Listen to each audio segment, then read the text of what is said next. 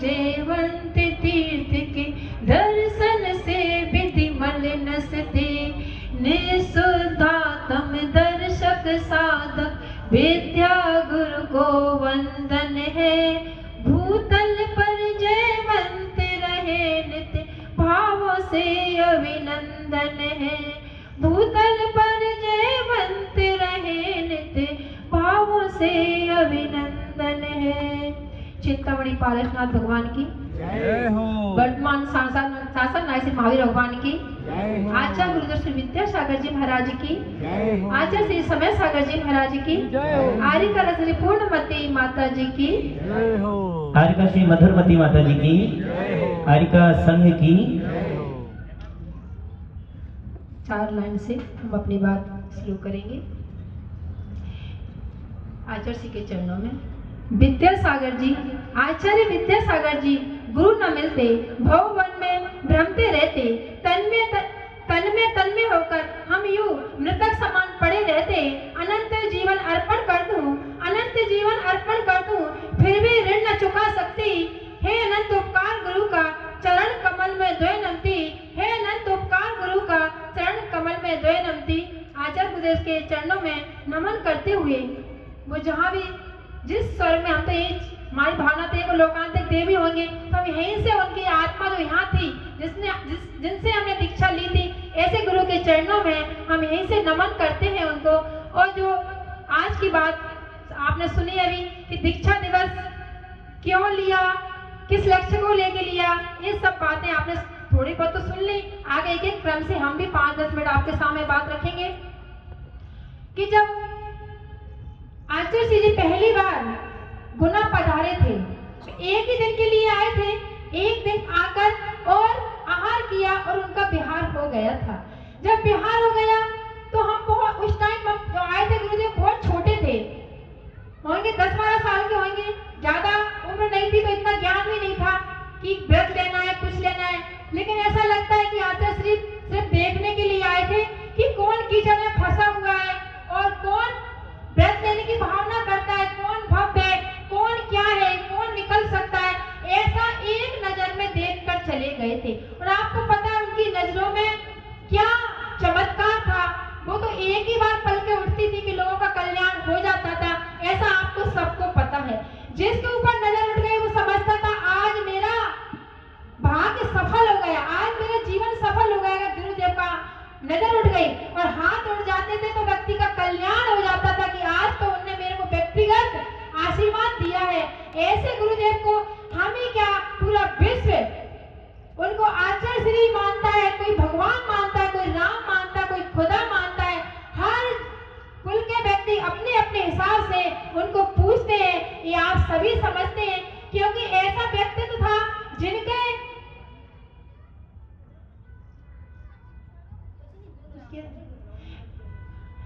ऐसा व्यक्तित्व था जिनको पाने के बाद हर व्यक्ति का नजारा ही बदल जाता था, जीने की कला उनके जीवन में आ जाती थी। ऐसे ही हुआ आचार्य श्री, ऐसा लगा जैसे कोई डॉक्टर कोई बीमार होता है और डॉक्टर घर पर आता है और देखकर जाता है और पर्ची बनाकर चला जाता है।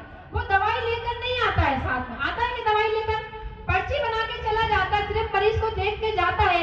ऐसे ही हुआ आचार्य श्री सिर्फ देख कर चले गए। हम जैसे मरीजों को जो कीचड़ में फंसे हुए थे और देख के चले गए, उनको लग रहा था अभी बालक बहुत छोटे छोटे हैं, ये अभी इस मार्ग पर नहीं चल सकते हैं। और हम भी ऐसे अनजान रहे। और जब आचार्य श्री थोवन जी पहुंचे तो हम परिवार के साथ कई बार चतुर्मास आचार्य श्री जो हुआ तो परिवार के साथ कई बार हम थोवन जी दर्शन करने के लिए गए।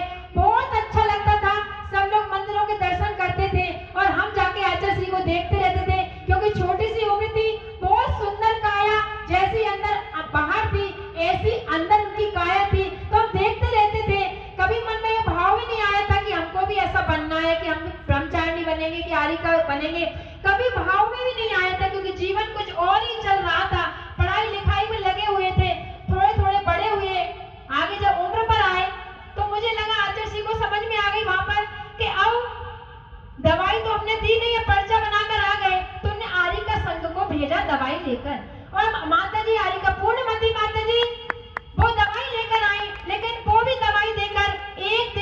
चली गई, लेकिन एक दिन में इतना कमाल कर गई कि हमारे जीवन में कि हमको लगा कि एक दिन के लिए आई थी, क्योंकि जैसे माता जी ने प्रवचन किया तो गुनाह पर प्रवचन किया था कि गुनाह में रहने वाले गुनाह ना करो, कुछ ऐसा काम करो कि कुछ आगे आप बढ़ सको, ऐसा हमारे कानों में गूंजा।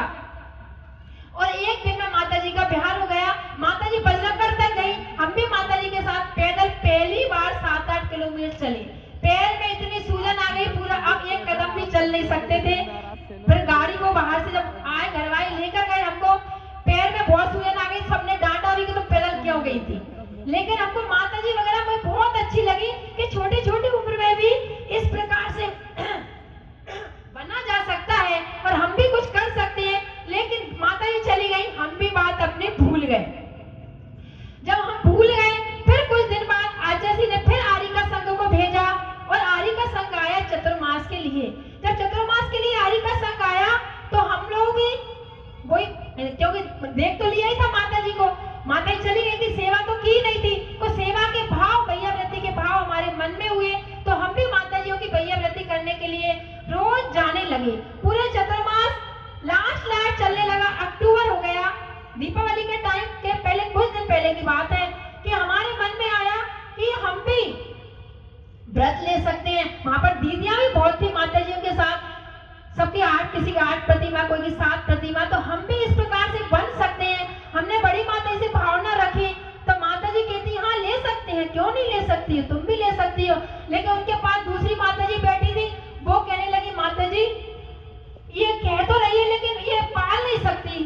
तो मेरे को बहुत विकल्प हुआ कि जो माता जी ऐसा क्यों कह रही हैं, लेकिन उनका भी कहना सही था, क्योंकि हम जिस टाइम उनके पास जाते थे वो हमारा पहनावा उड़ावा जो रहता था वो दूसरे टाइप से रहता था, और हम वो कहना नहीं चाहिए, लेकिन फिर भी हम बता रहे हैं कि आज जो बच्चे आप माता पिता कोर्स करवाते हैं बड़े बड़े, लेकिन उस टाइम पर माता पिता के संस्कार अलग रहते थे। माता का उपकार इतना रहता था कि वो लौकिकता की तरफ भी बढ़ाती थी और पारलौकिकता भी बढ़ाती थी। उनने कभी हमको रात्रि को भोजन नहीं कराया, बिना मंदिर के कभी हमको भोजन नहीं दिया। मंदिर जाते थे तो पहले मंदिर जाओ फिर भोजन देंगे, रात्रि में कभी खाना नहीं दिया, पूजा करोगी तभी भोजन मिलेगा। इस प्रकार से माँ के संस्कार हमारे जीवन में हमेशा रहते थे। उनने एक एक करके हमको ऐसे संस्कार दिए कि हमको धर्म में आगे बढ़ाती गई, लेकिन साथ में पारलौकिकता में भी जो होना चाहिए, लौकिकता में जो होना चाहिए, वो चीज भी हमको सिखाती थी।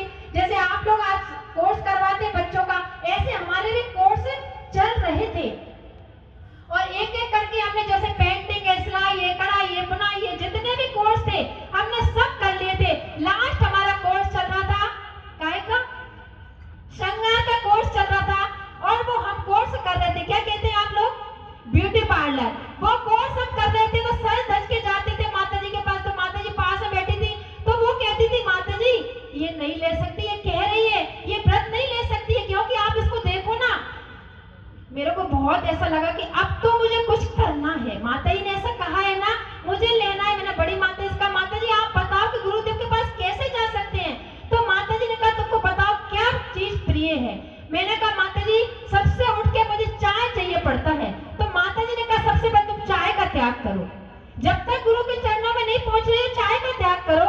मैंने संकल्प किया माता जी सामने, और मैंने घर में जाके बता दिया कि जब चाय रखी तो मैंने कहा मैं चाय नहीं पीऊंगी, क्यों, मैंने माता जी संकल्प किया है कि मुझे गुरुदेव के दर्शन करना है। मैंने उनसे ये नहीं कहा कि मुझे व्रत लेना है इसलिए, बस सिर्फ कहा कि मुझे गुरुदेव के दर्शन करना है। तो सब लोगों ने 3-4 दिन निकाल लिए, 8 दिन निकाल लिए, लेकिन बाद में परिवार के लोगों को विकल्प होने लगा, क्योंकि जो जिसको पसंद हो तो वो चीज ना मिले तो बच्चों को थोड़ा सा नर्वस से लगती है, लेकिन मेरे को कुछ नहीं लग रहा था, लेकिन घर वालों को लग रहा था। तो ऐसे ही हुआ, उन्होंने अपना देखा और सब परिवार के लोग मिलकर कहने लगे इसको मुक्तागिरी ले चलते हैं, क्योंकि आचार्य श्री उस टाइम मुक्तागिरी में चतुर्मास कर रहे थे।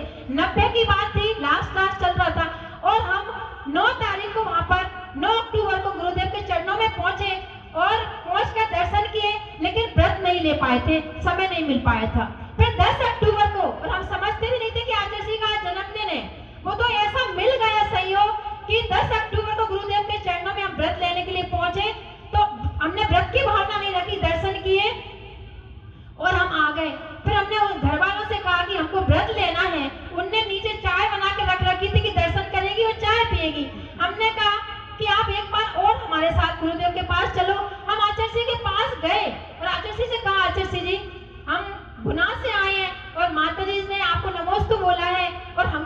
लेना है। व्रत लेना है? हाँ आचार्य श्री हमको व्रत लेना है। और तो घर वाले चमक गए, ये क्या कह रही है, तो अभी चाय का त्याग करने की कह रही थी और अभी ये तो कुछ और कहने लगी। नहीं आचार्य श्री जी बस हमको व्रत लेना है। आचार्य श्री ने पूछा क्यों, ये क्या कह रही, तो वो लोग मना कर दिया कि नहीं आचार्य श्री हम व्रत के लिए नहीं आए, इसने चाय का त्याग किया था इसलिए हम लोग आए थे। तो आचार्य श्री चुप रह गए। फिर हमने दोबारा फिर बोला तो आचार्य श्री ने कहा पहले इनको तैयार करके लाओ। मैंने उनको वहीं पर आचार्य श्री के पास बैठे बैठे ही कहा कि हम सिर्फ व्रत ले रहे हैं, अभी हम कोई आगे दीक्षा नहीं ले रहे हैं, आप व्रत तो दिलवा दो हमको, हम पूरी जिंदगी का नहीं लेंगे, आप थोड़े दिन का दिलवा दो। तो आचार्य श्री ने के सामने उन्होंने हाँ बोल दिया। हाँ बोला तो आचार्य श्री ने बोला, जैसे माता जी ने कहा था ना कि 3 साल का बोला, तो आचार्य श्री ने 2 साल बोला। नहीं आचार्य श्री हमारी पढ़ाई पूरी हो गई है, बीए फाइनल हो गया है, हमको 3 साल का व्रत दे दो या जिंदगी भर का दे दो, कुछ तो आचार्य श्री आगे बढ़ाओ। तो आचार्य श्री ने हमको 3 साल का व्रत दे दिया और हम आचार्य श्री नमोस्तु करके गुना वापस आ गए। जब गुना वापस आ गए माता जी साथ रहने लगे। 1 साल तक हम माता जी के साथ रहे, कलर साड़ी में ही रहे, पढ़ाई भी अपनी करते रहे और साथ में माता जी के साथ भी रहते रहे। 1 साल के बाद फिर दोबारा हमारा जबलपुर जाना हुआ।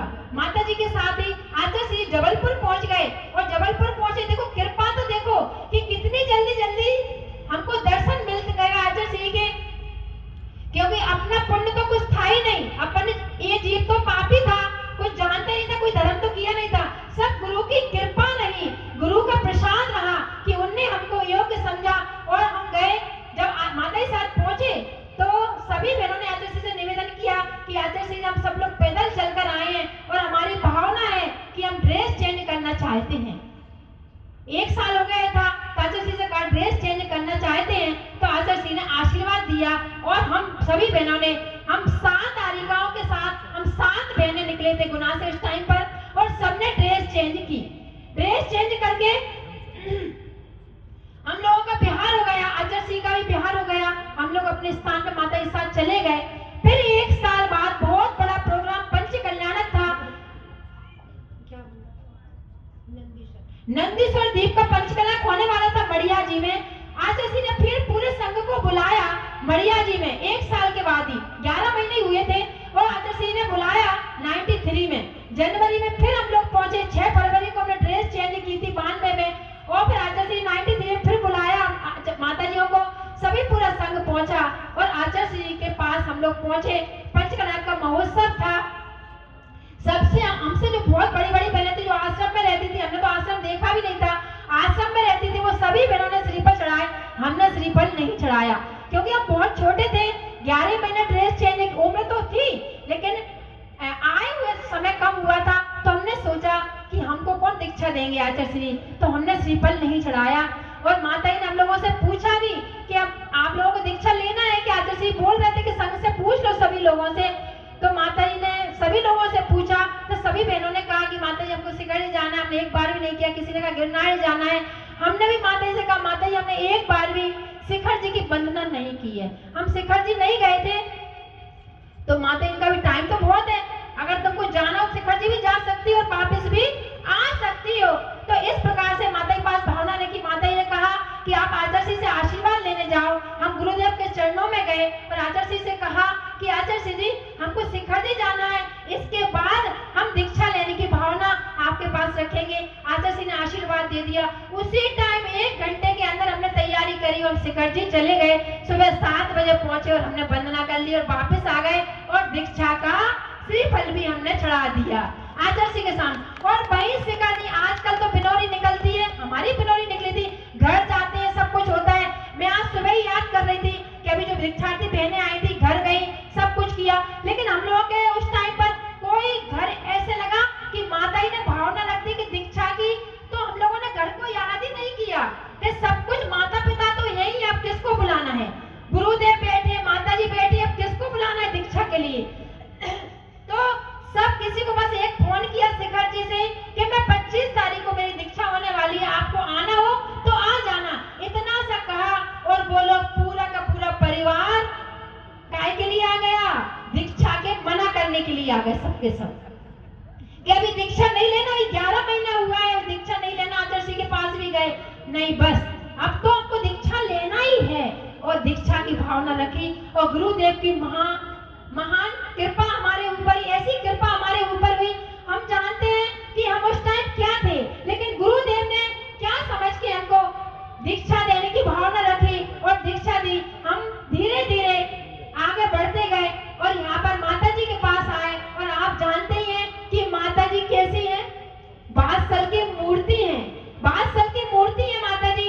इतना प्रेम, इतना बादशाह हम लोगों को देती है कि आपको बता नहीं सकते, क्योंकि नजर लग जाएगी हमारे संग को, इसलिए हम बता नहीं सकते कितना प्यार हम लोगों को मिलता है।